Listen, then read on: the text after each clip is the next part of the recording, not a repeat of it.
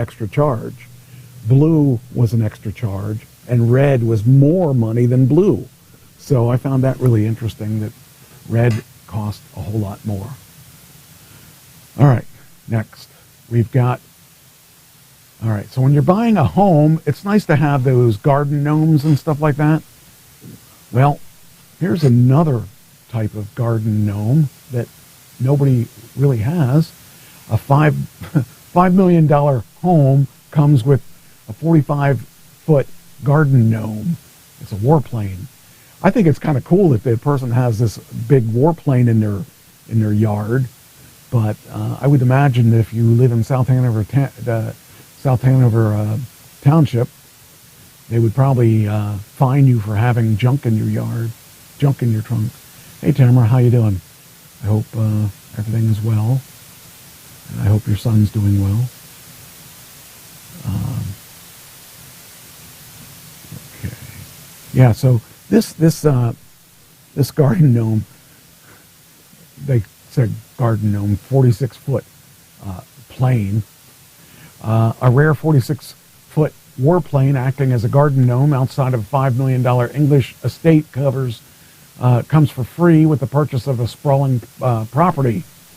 The decommissioned Harner 2 jet plane, one of 8 left in existence, comes as a package deal when it comes along with Durford Edge, an 8,000 square foot arts and crafts 6-bedroom home near Petersfield, England, that recently hit the market for $3.95 million, which is about $5 million. So, I hope you guys are, you said you're Dakota and you are sick. I hope you're not sick of anything really bad. Says here, Peter Robinson, 56, described his beloved aircraft to the Times as a garden gnome that has been sitting outside his garden since he bought it in 2015. I thought, well, you know, the average Joe, he likes a Harrier jump jet. He's got a windshield. He buys a Harrier model that is 8 inches long and puts it in his windowsill. Ugh, I can't speak today. Dakota has RSV and walking pneumonia. Ugh, that's not good. That's why I didn't have kids. I didn't want to get sick. That's not the real reason, but that sounds good. So anyway, this guy has this. There it is. There's his jet, or his whatever it is. I think it's a jet. That's a really nice house, though. Pretty big house. Wow, that's actually a very big house. I guess you've got to have a big house if you've got a big jet in your yard. Wow, that's pretty nice. Yeah. It's crazy. All right, let's see. It's freaking $5 million for a house. All right. Well, we've all had porch pirates. Well, actually, I've been lucky. I don't have porch pirates because I'm in the middle of nowhere, and so I don't really have an issue with porch pirates. And actually, everywhere I've lived, I've never had any issues with them. But we know that they're around. We know that they're existing. So this Good Samaritan caught a porch pirate, and he was running from the police, and they clotheslined him. So that's pretty cool. It's pretty cool that you have neighbors that are willing to get involved sometimes. But there's a video of him being clotheslined, and I will play it as soon as we get this taken. There we go. Let's see if we can see this porch pirate getting clotheslined. All right, let's see. This is pictures. Okay, so there's the porch pirate. Oh, wow, he's got a lot of boxes. Well, you shouldn't leave your boxes out. You shouldn't let everybody see them.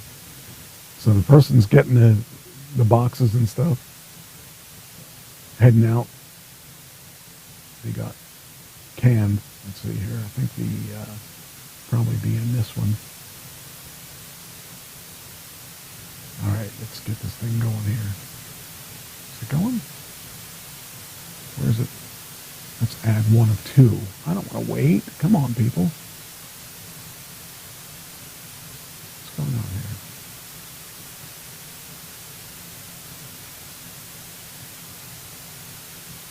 I don't want to hear the little, come on, play.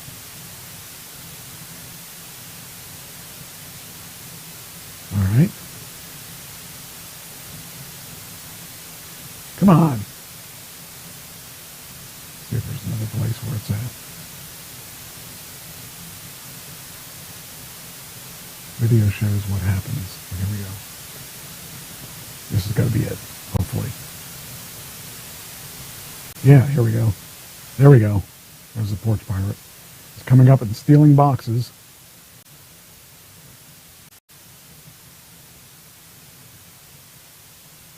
All right. He's picking and choosing what he's stealing.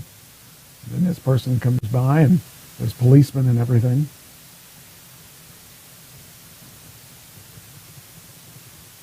So they actually see him. And he's like taking off.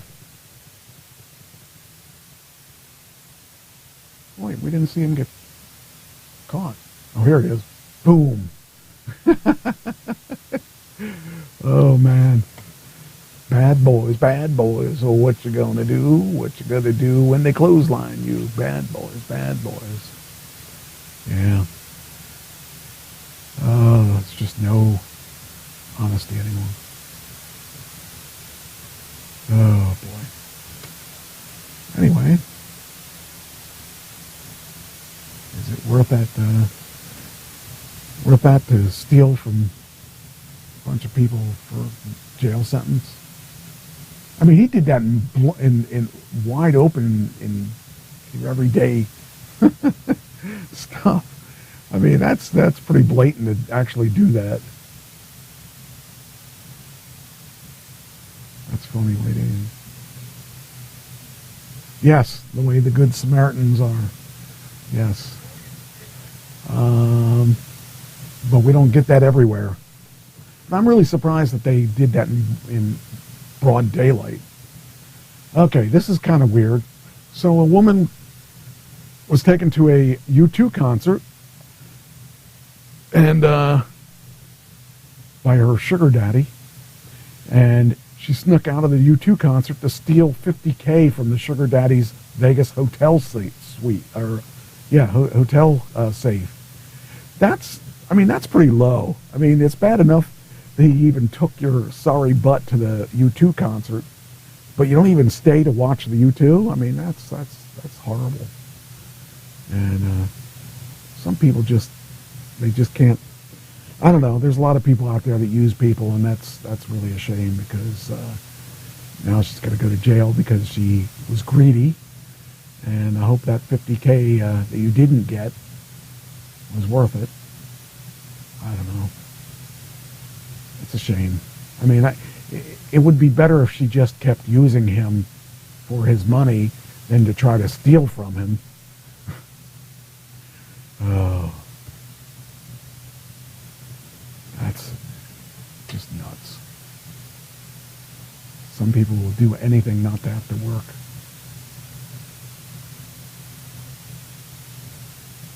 Wish guys had a sugar mommy. I would love to have a girl that paid for everything. It's 8 degrees there, huh? It's 19 here. We've got a heat spell compared to you. So here she is. She went to, it says, McNally met the victim on Friday, October 13th, and handed her cash. Wait a minute, hold on here. That must not be there we go. There we go. Las Vegas woman was slapped with grand larceny charges after she allegedly ditched her sugar daddy at a U2 concert and stole more than $50,000 from his hotel safe.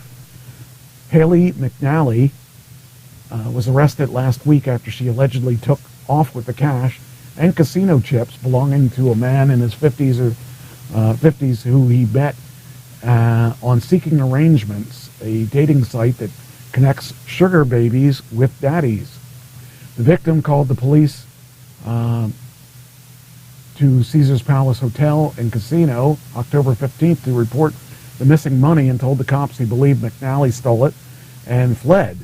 He said that he met the woman on a dating site 5 weeks earlier and he became her sugar daddy, and he arranged for McNally to spend the weekend with him at Caesars Palace in exchange for $2,500.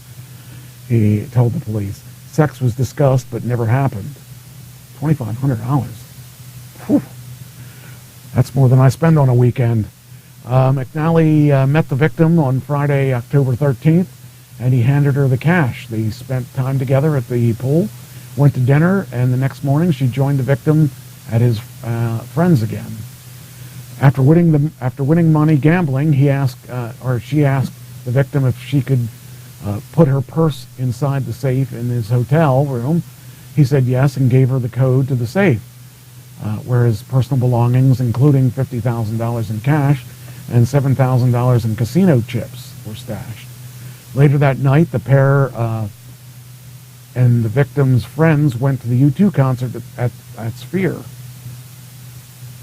McNally excused herself to use the bathroom during the concert. After McNally was gone for more than 15 minutes, her sugar daddy texted her to ask her if she was okay. She didn't respond. When she wasn't back after nearly an hour, the victim called Caesars Palace and asked that his hotel room be placed on lockdown, but it was apparently too late. He returned and discovered the safe was empty, and McNally captured on the hotel surveillance entering the victim's hotel room around 9:30, half an hour after she claimed she was leaving the concert to go to the restroom. Minutes later, she was seen again in the footage entering the elevator with multiple bags.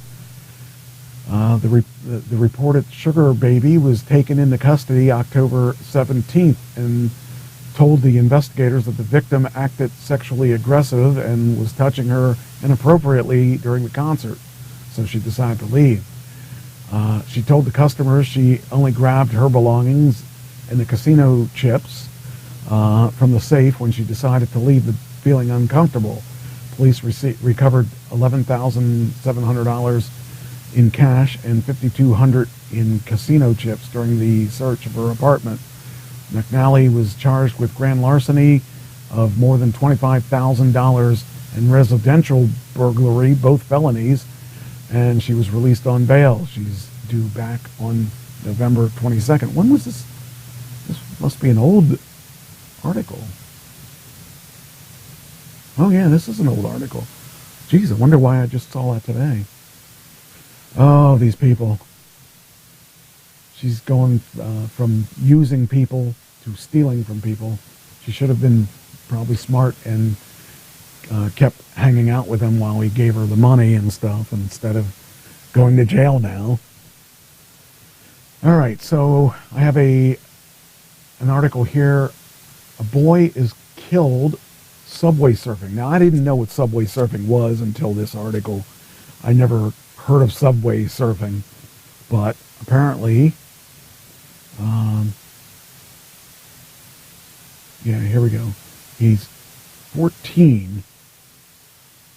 I can't even imagine what goes on in these kids' minds.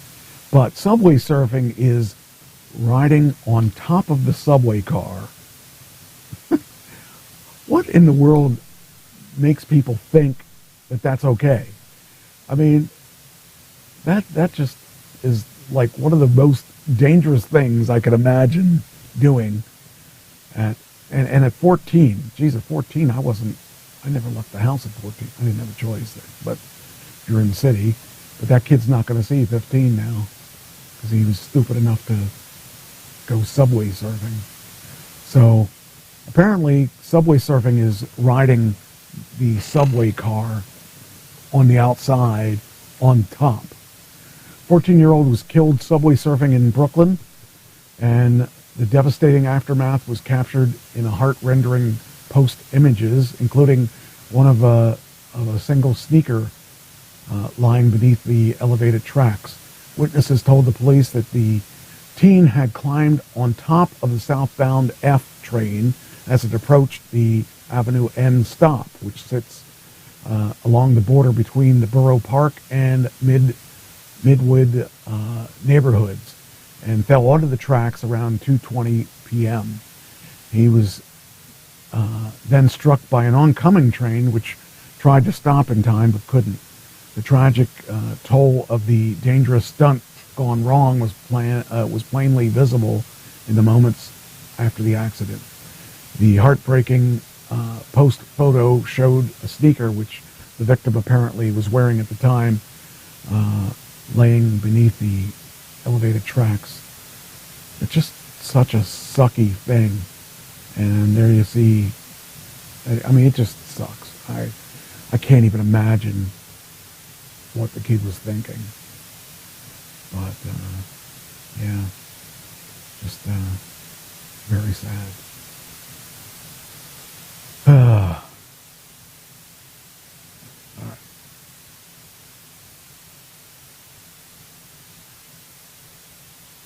All right, next.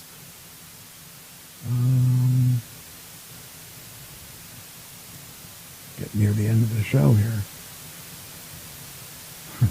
Here you go. This now, see now, if the sugar daddy or sugar baby lady had done this, she'd be better off.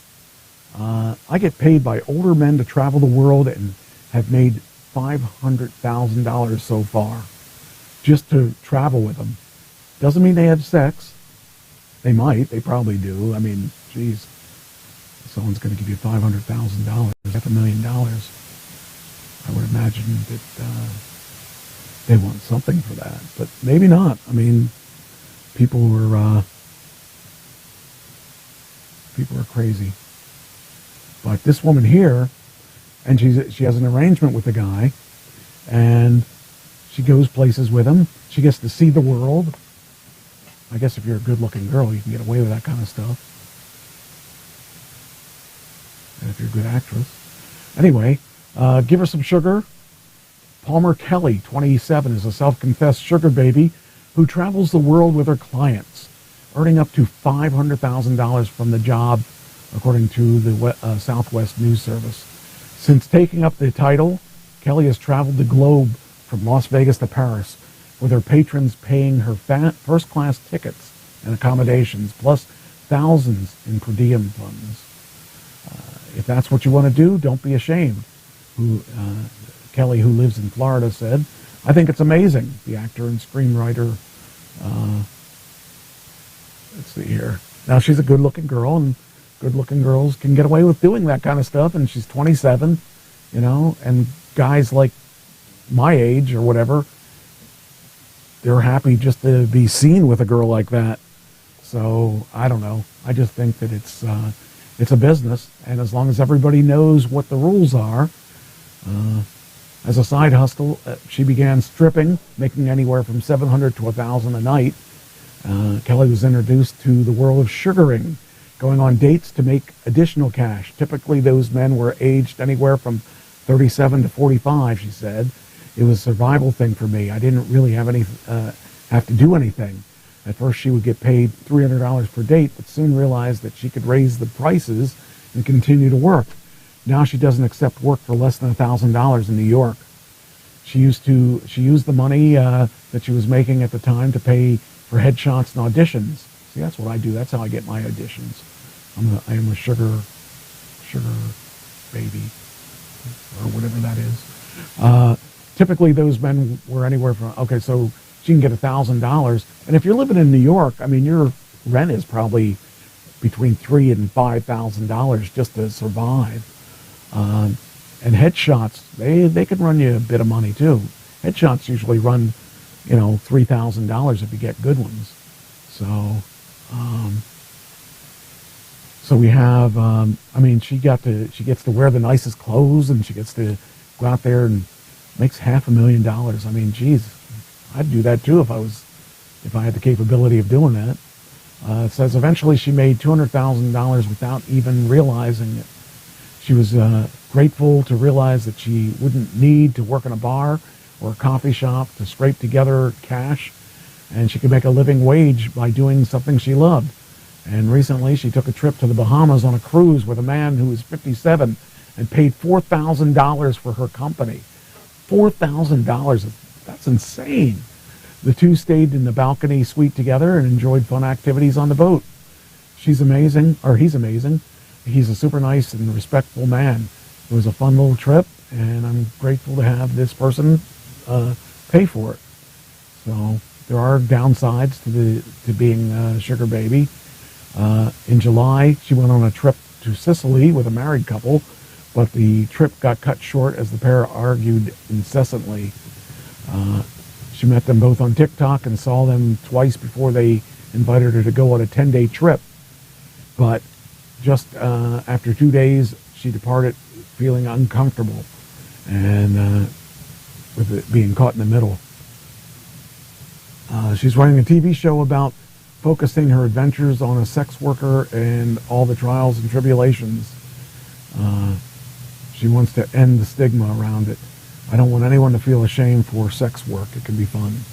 So, I mean, there's a market for it. Why not? You know, people are into, especially guys that are older. Sometimes they just want to hang out with someone. I mean, when I started dating, I just wanted someone to go out with. I wasn't looking for anyone to have sex with. I just wanted to have fun with somebody and just wanted to go to the movies and go out to dinner and stuff. And these guys are way above that. So as long as everybody's on the same page and nobody gets hurt. As a woman, though, I would be concerned about, you know, hanging out with these guys that you don't know, because you could seriously be in issues where they're expecting things they aren't getting. So anyway, all right, alligators. This is the alligator section of the show. Alligators in the sewer. The myth is true. City workers are finding out in jaw-dropping video that there are alligators in the sewer. Man, that would be really bizarre to think about. I mean, these are things we don't ever think about because we don't really have to worry about alligators in our sewer, or do we?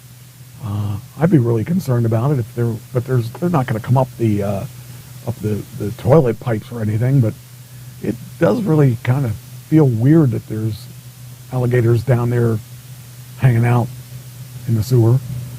And if I was a worker, a sewer worker or whatever they're called, I wouldn't want to find an alligator down there.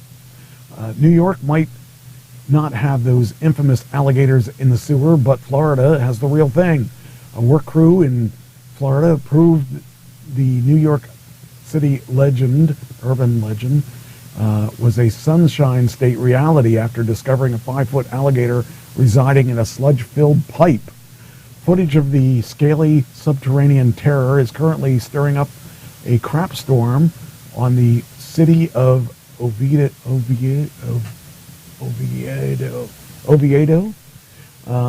administration. Just another reason not to go wandering down into the storm water.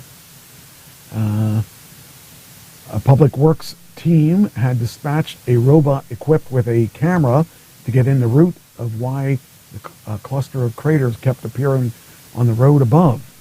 And this is what it saw. It saw this alligator walking down in the sewage. That's scary to think that freaking alligator is hanging out in your septic or in your sewage. Let's see this gator from another view. Okay, so here we are. Oh wow, you can see his eyes flashing, you know, his eyes looking at you. And yeah, I would be how do they get there though? I just wonder, like, how does somebody drop him down a toilet, and then how does he live after being there for so long? That's crazy. That's a little bit closer than I want to get to any kind of alligator. He's like saying, "This is my place. Get out of here. This is my home." That's nuts. But that's not the only alligator story I've got today. I got that story. For some reason, the topic of the day is alligators.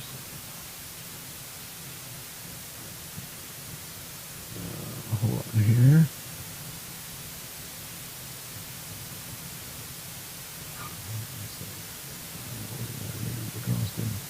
Okay, let's see. All right. Yeah. Oh, yeah. I guess. Yeah. I guess it could be eating fish and rats and stuff. That's crazy though. This is a rare white alligator. I didn't even know they had white alligators, but apparently, well, this isn't. Unless it. There we go. There we go. So this is a white alligator.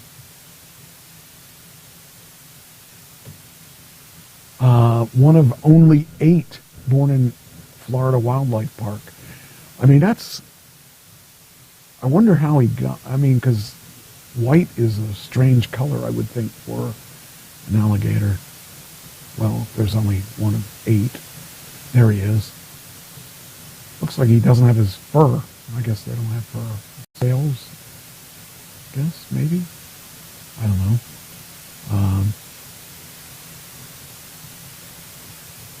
Hold on here. Have you heard of male roar? He was a quarter-mile away. Really? Okay. I didn't even know that alligators made noises. Okay. It says here, Christmas came early at Gatorland, Florida's popular wildlife park, which welcomed an exceptionally rare white alligator, one of only 8 in the entire world. The Orlando Zoo announced Thursday the hatching of the female white alligator, which was touted as beyond rare and absolutely extraordinary.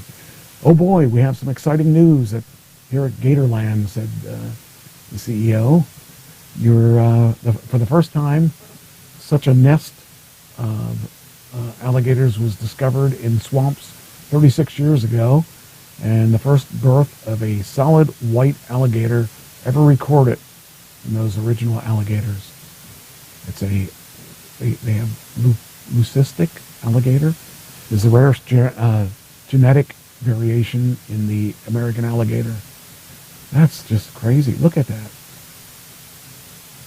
Looks like a toy. Looks like something my dog would be squeaking and stuff. There he is. The first one in the world. That's crazy. Doesn't even look like a real thing. It's just nuts. To think that thing is going to grow up to be a killer. The brother and sister currently weigh 96 grams, or about 3.5 ounces, and they're just under 49 centimeters in length, which is close to 20 inches. That's crazy. That's funny. Oh, look at that. Gatorland is spelled out in the blocks. All right. But that's not all. There is even one more alligator story yet. This alligator was caught eating a python. So if you ever wondered who would win between the python and the alligator, I think the alligator wins. Oh man. Hold on here, come on. Be quicker. Alright,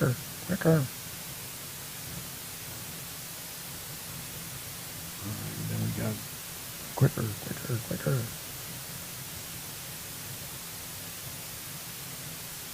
Alright. It says alligator, an alligator caught devouring invasive python. Now, the python is not native in Florida. I guess it's starting to be now. People get these pythons and then they don't know what to do with them once they get too big, so they throw them into the woods and then they end up, boom, in a place like this. An amateur photographer in Florida captured video in the Everglades that put the wild in wildlife. Allison Jocelyn caught an alligator eating a large Burmese python, a snake not native in Florida. And while riding her bike, shared the footage to social media. So there he is, and there's the python. So I guess we know who won that battle. That's crazy. It's hard to think that python is even, that big. But, oh, here we go. You can see it in this video here. Let's get this bigger. There we go. So we see that. Wow, that's he's got his head and everything all already eaten. Well, at least chewed on. That python's not going to kill anything. That's a big alligator. Wow. Well, we know who would be the king of the Everglades. But wait, there's even more. There's even more alligator news. I have a 12-foot, 600-pound alligator who wanted to go shopping. He's at the Florida Mall. This is the Alligator Week. Every week we seem to have something really weird that is a common theme to a lot of the stories. And this week it would be the alligators. The alligators are just hanging out.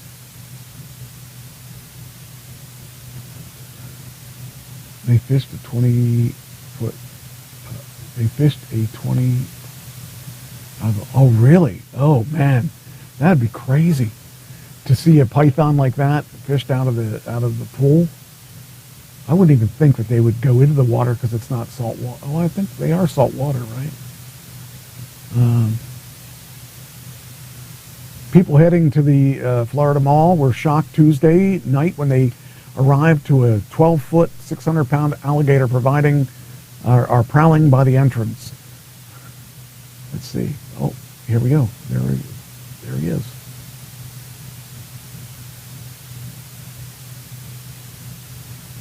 However, this video is on its side, so we can't see anything. Oh, now we had oh man, it took like 4 people to carry that thing around. Wow. At least they didn't kill him, I think. They probably just put him on the truck to take him back to wherever they're taking him. That's crazy. Yeah, we don't have that kind of thing around here. We don't ever see alligators around here. I should check to see our alligators. Salt water. Let's see. Alligators are freshwater animals and do not live in the ocean. I should have known that. Huh. So crocodiles, are they salt water?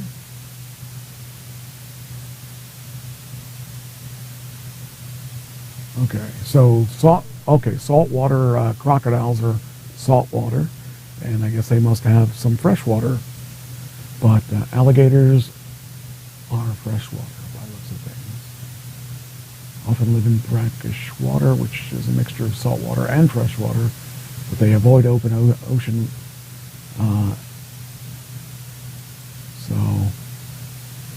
Okay.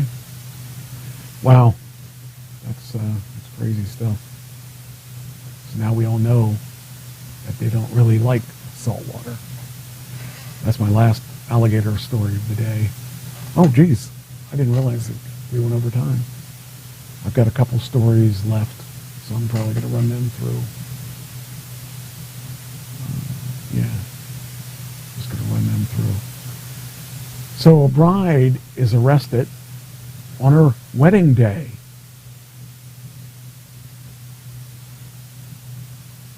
So the So apparently this bride decided she was going to extort people, and she wasn't too smart about it.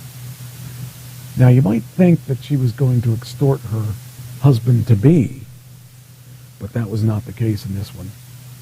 So the husband just happened to get away, or the husband-to-be happened to get away before the police hauled him off. So he probably pushed her so that the cops could catch her. Oh shoot, where'd it go? Oh, here we go. Okay. Bride in Mexico was arrested for alleged extortion on her wedding day and was hauled off to prison. While her gown, she was wearing her gown. At least she was the prettiest prisoner of all. Before she even get a piece of the cake, the suspect, identified by Mexican media as only Nancy N., was seen in images released Friday in a long white dress decked out in lace, as well as a pair of handcuffs. She was arrested and taken to the public prosecutor's office as she and her husband, Clemente N., arrived at the church for their ceremony. Her would-be husband, whose nickname Ratan, or Mouse, is wanted for the same charges. However, he managed to escape. The couple has been accused of extorting chicken merchants in December near Mexico City. That's just funny. Oh, man. According to the authorities, 6 other people have been arrested in the involvement of the scam. One member of the group, Santiago N., was accused of transporting the victims in a Ford Explorer pickup truck. The perfect thing for a wedding. The entire group allegedly has links to criminal organization La Familia Micocana. In the fight of extortion, a poultry and egg business has caused losses of over 37.2 million Mexican dollars, whatever that is. Mexican 8 million, which is about 47 million for criminal groups. So that's pretty sad that you were arrested on your freaking wedding day. Not really sad, because you really shouldn't have done it in the first place, but all right.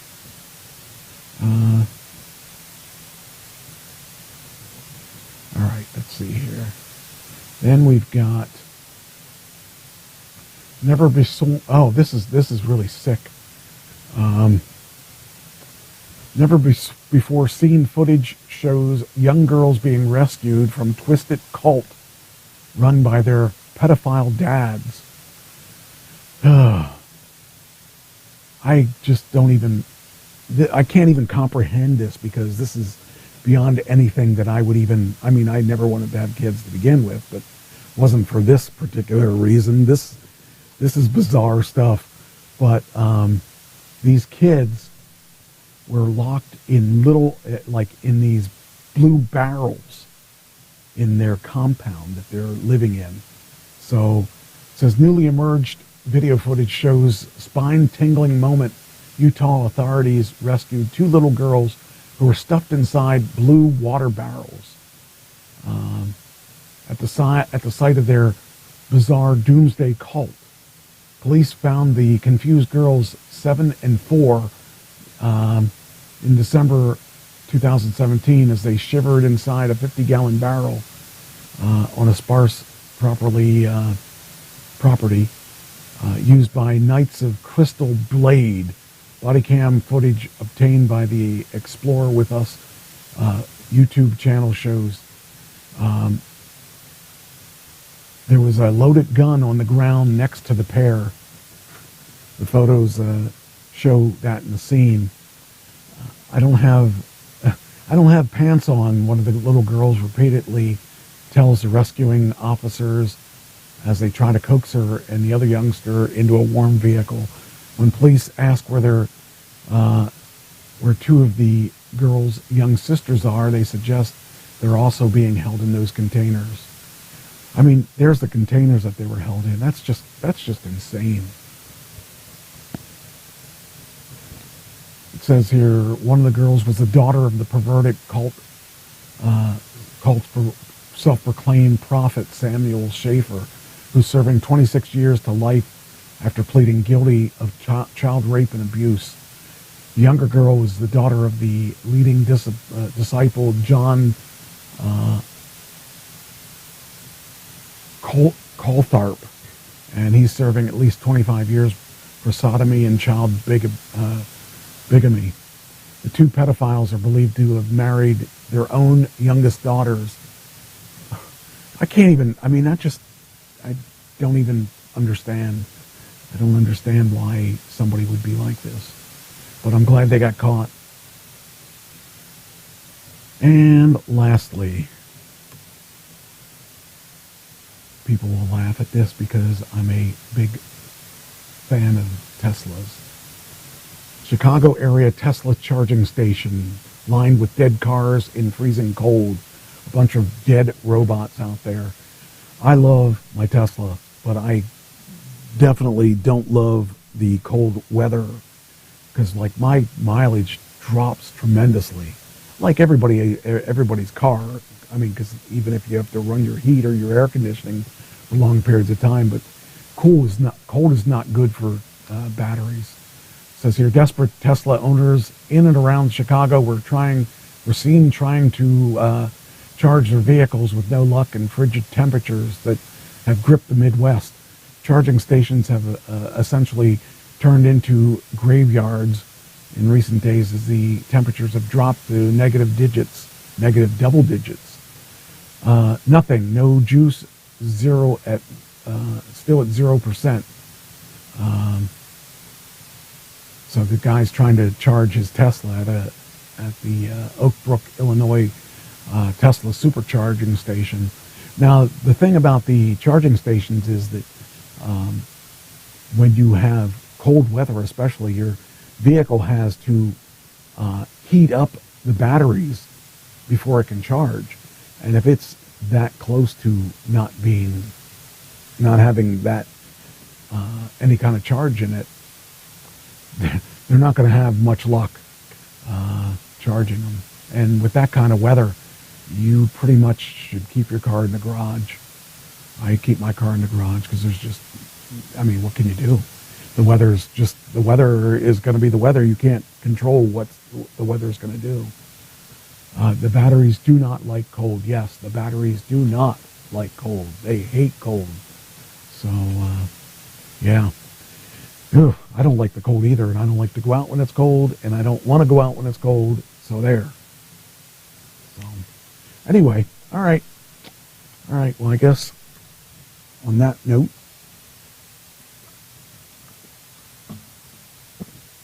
we'll end it here because I'm still freezing. So, I hope you enjoyed the show. I will be back next week, same bat time, same bat channel, and I am glad you listened. So here we go.